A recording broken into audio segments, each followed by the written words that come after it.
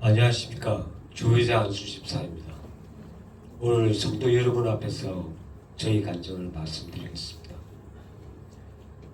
무거운 분위기보다는 지루하지 않게 스토리텔링 형식으로 하겠습니다. 먼저 기도드리겠습니다. 사랑이 많으신 아버지, 오늘 이 자리에 나와 간증할 수 있게 마련해 주심과 이제까지 제 삶을 인도하여 주신 은혜에 감사드립니다. 오늘 이 자리를 통하여 제 삶에 역사하신 하나님의 은혜와 축복이 여한꿈 성도님들에게도 전해질 수 있도록 하여 주시옵소서. 아멘. 예수님의 이름으로 기도드립니다. 아멘.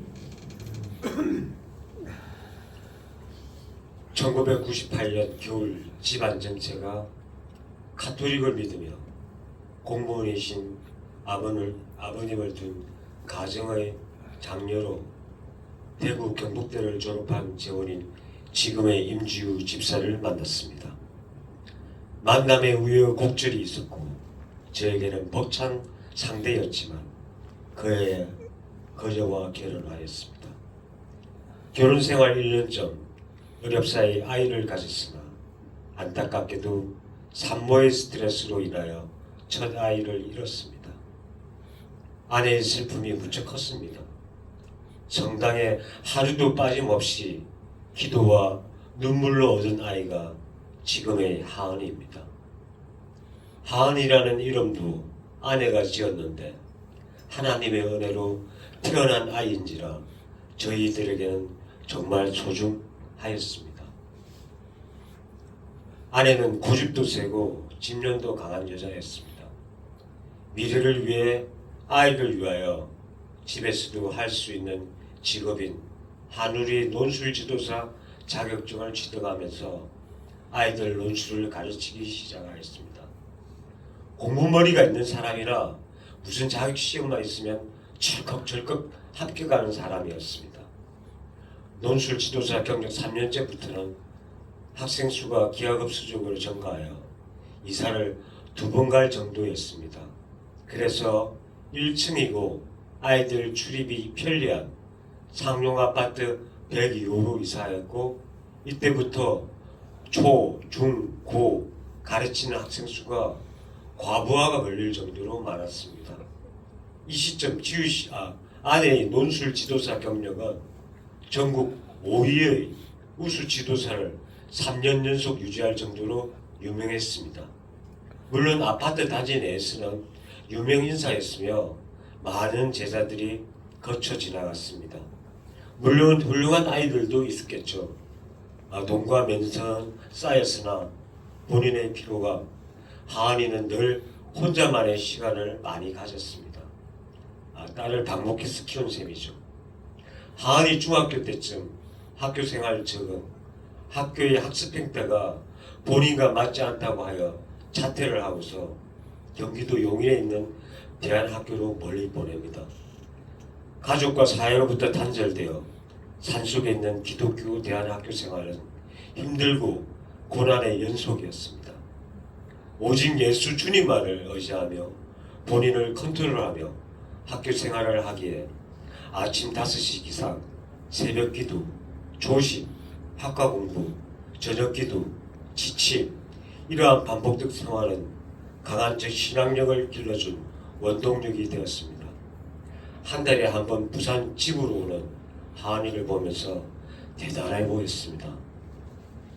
고등학교 때 부산에 있는 대안학교로 옮기고 고2 때쯤 학교를 그만두고 고졸 검정고시 패스 연세대학교 신문방송학과에 지원 1차 합격하였으나 2차 면접 실패로 고3 재수 시절이 시작되었습니다. 논술 지도사를 그만둔 후 수년간 지속한 아내의 네트워크 사업으로 결국 아내는 몇 개월 동안 집을 나갔습니다. 아내의 사업 의지가 워낙 강하여 집안 이탈을 가족이 막을 수가 없었습니다.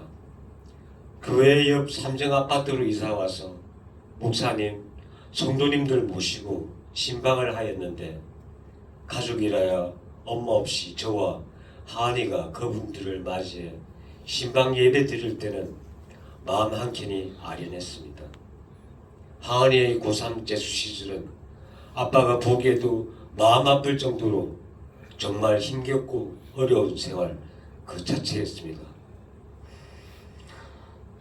검정고시 출신이기에 정시로만 대학 입학이 가능하기에 엄마 없이 새벽에 일어나 새벽기도 아침 묵고 독서실, 저녁 묵고 저녁기도 독서실, 그리고 집, 이런 만붙된 생활을 수능 집회까지 했습니다.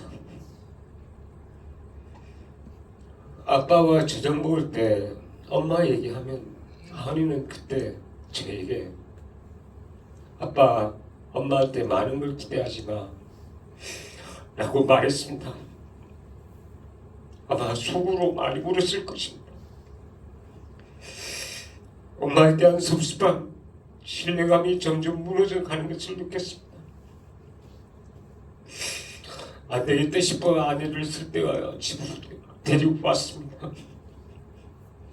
이 시기 하은이가 엄마 없이 하느님을 의지하고 목사님, 전도사님, 우리들을 전도하신 김남현 권사님, 한때 지도교사였던 정미자 권사님의 기도들, 엄마 역할을 해주신 김기자 권사님, 집에 먹을 것과 반찬을 지원해 주신 김일순 권사님, 예안군 성도 여러분의 기도 덕분으로 수능을 무사히 치루어 경남 정보대학교 간호학과 전역 장학생으로 입학하였습니다.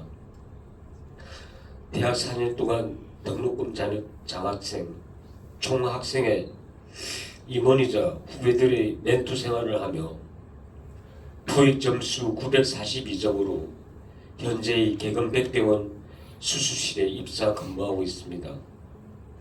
아내의 과도한 네트워크 사업에 대한 집착으로 25년간의 나의 회사 생활로 점철된 결과물인 퇴직금, 명예퇴직금, 공로금, 주택 등 재산들이 날아갔습니다. 1년에 대안학교 학비, 여비, 공과금, 생활비, 아내를 지원한 사업비 등 1억 원 정도가 매년 지출되는 과정이었습니다.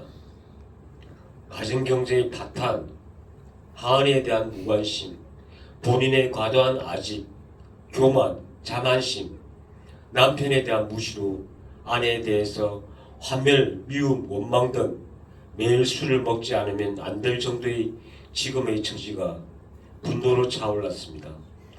정말 죽고 싶을 만큼 괴롭고 고통스러웠습니다.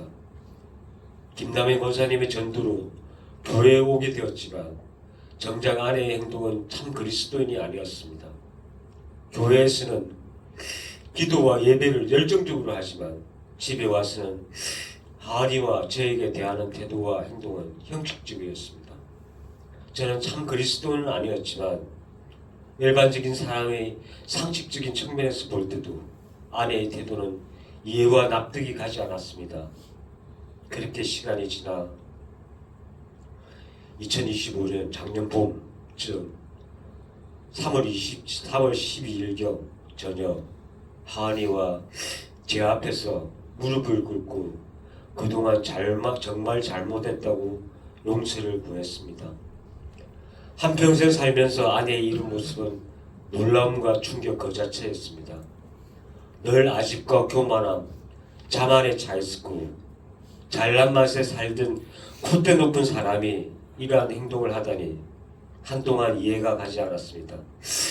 본인 얘기로는 철야 기도 때 회개와 눈물로 기도하면서 주님께 받은 말을 하길래 성경 구절을 찾아보았습니다. 그 성경 구절 말씀은 갈라디아서 2장 20절에 있습니다. 내가 그리스도와 함께 십자가에 못 박혔나니 이제 내가 육체 가운데 사는 것은 나를 사랑하사 나를 위하여 자기 자신을 버리신 하나님의 아들을 믿는 믿음 안에서 사는 것이라. 이 성경 구절을 수십 번 읽어보았습니다. 이 구절의 의미가 한 사람을 이렇게 변화시킬 수 있는가 하는 의문점이 그 이후로 아내는 많이 달라졌습니다. 남편인 나를 대하는 태도, 철저한 새벽 기도, 기도 후 하은이 아침마다 차량 출근, 내 도시락 준비, 본인 출근, 퇴근 후 날 기다림, 남편에 대한 퇴근 맞이 인사, 저녁 준비, 이러한 아내의 모습 변화로 우리 가정은 점차적으로 하나님의 은혜와 평강한 가정으로 바뀌었습니다. 목사님의 설교 말씀이 제 마음속으로 들어왔습니다. 용서가 아니라 원망조차 하지 말라. 아내에 대한 미움이 어느덧 비움으로 변화하고 있다는 것을 한결 가벼운 느낌이었습니다. 근래에는 고린도후서 5장 17절 말씀이 제 눈에 자꾸 들어옵니다. 누구든지 그리스도 안에 있으면 새로운 피조물이라. 이전의 것은 지나갔지만 오늘 새로운 까먹었습니다. 죄송합니다. 새로운 것이 되리라. 이런 성경 구절인데 이번에 제가 치아에 문제가 있어 수술 당일에 치아 12개를 발치하고 임플란트 9개를 잇몸에 집어넣는 1시간 30분의 수술을 무사히 마칠 수 있었던 것은 아내의 헌신적 보살핌과 수요 중보기도의 연합기도 덕분으로 제가 담대히 이겨낼 수 있었습니다. 성령님 덕분인지 요즘은 술, 담배가 전혀 생각나지 않습니다. 결론적으로 현재 나의 달라진 모습을 보면서 저 자신도 놀라고 외적으로 여유와 안정감이 생겨난 것 같습니다. 여기까지 온 것도 하나님의 은혜입니다. 감사합니다.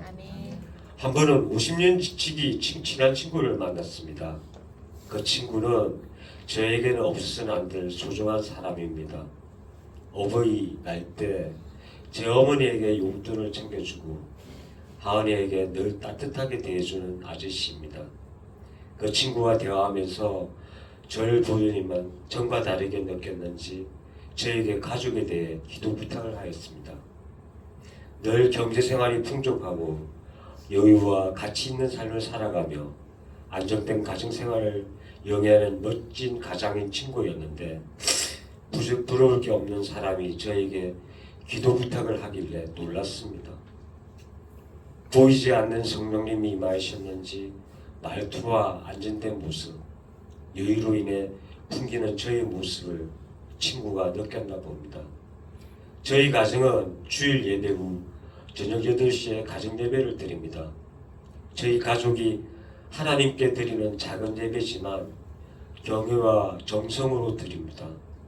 주일 예배 말씀에 각자의 생각, 느낀 점, 앞으로 주간 생활 방향 등에 대해서 의견을 교환합니다.